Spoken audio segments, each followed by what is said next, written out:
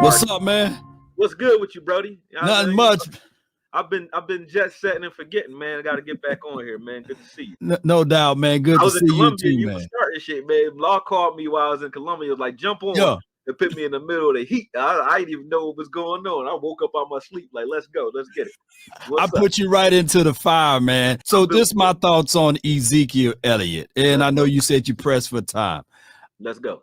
I truly believe that Ezekiel Elliott is very valuable to this team. I think that he's a very, very good running back. But what happened back-to-back injuries with the knee.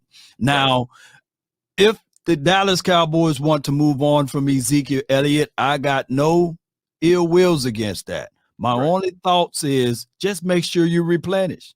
Yeah. Just make sure you find someone else can do those things that Ezekiel Elliott did for us. Now, granted, 12 touchdowns last season, only 3 other running backs did that last year. So better be careful what you ask for. But a lot of people looking at it like, man, this dude washed, man, this dude trash. And when you go back and watch the tape, I don't think we beat Cincinnati last year, week 2. And that game against the LA Rams, we needed those third and short plays, man, to get those first down. I don't think we do good in those. Like you said, Cooper Rush gets the credit for those games where Dak was out. But Zeke was what we were really leaning on in those games. We were a run-heavy, field position, defensive-minded type of team. We were playing more like Herm Edwards. We were running the ball consistently, shortening up that clock, and then just asking Cooper Rush to finish. But that was on Zeke and Tony's back that we were doing that on. It wasn't on Cooper Rush's arm. He wasn't throwing for 300 yards a game. You know what I'm saying? So people who say, oh, it was just Rush, the reason that we even had a chance at the offseason this year, it was because of Zeke and what he was doing in the first half of the year. And so I agree with you there. And my argument isn't whether the Cowboys get rid of him or not. Obviously, we got to replace him. The problem I'm having is with the people who say he's washed and we should move away from Zeke. The should is where my problem comes in at. Not if we do. If we do, we do, because, you know, if he doesn't agree monetarily, obviously nothing we're saying even matters, because they're going to cut him or get rid of him anyway. And we know that about Jerry Jones. You're not going to get paid for very long here. If you have a hiccup and he paid you some money, you're going to give some of that money back. That's just the way Jerry historically has been. So I wouldn't even argue that, because it would, even if I don't agree with it, I know what Jerry's going to do with that. So that's not an argument. My argument is he's washed and can't play because of injury the last 2 seasons, when Tony has been injured the last 2 seasons, and we want to give him, while he's still injured, a check. We about to give Tony, they about to franchise Tony for $10 million, right? But Tony just coming off surgery, a worse injury than Zeke has. Zeke's never been injured in that way.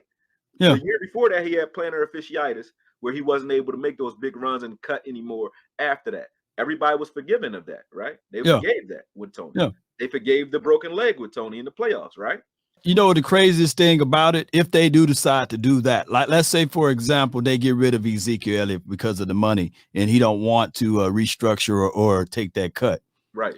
And if you go ahead and go into this thing and say, okay, I would give, dare I say, Tony Pollard that $10 million as it relates to that franchise tag. Don't you know it will be cheaper for the Cowboys to go ahead, because the market value for Josh Jacobs is $12 million. It'll be better for you to spread that money out, sign Josh Jacobs, and go into this draft and let's say get a Gibbs or what have you, and go with Josh Jacobs and Gibbs, versus just putting the franchise tag on Tony Pollard and going out there for 1 year. That's what I'm saying with the franchise tag. So you want to get rid of Tony too?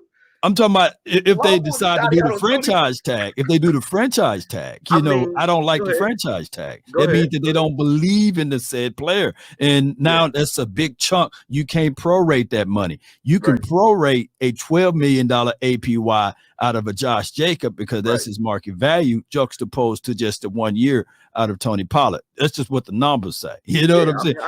From a mathematical aspect. Y'all always putting y'all fiscal hats on and everybody's a GM. That's why I'll be coming at y'all about that. Listen, I get you there. But when you're looking at building, to me, when you're looking at building the team and knowing what you have, like Josh Jacobs, one of my favorite running backs in the league, I get you there.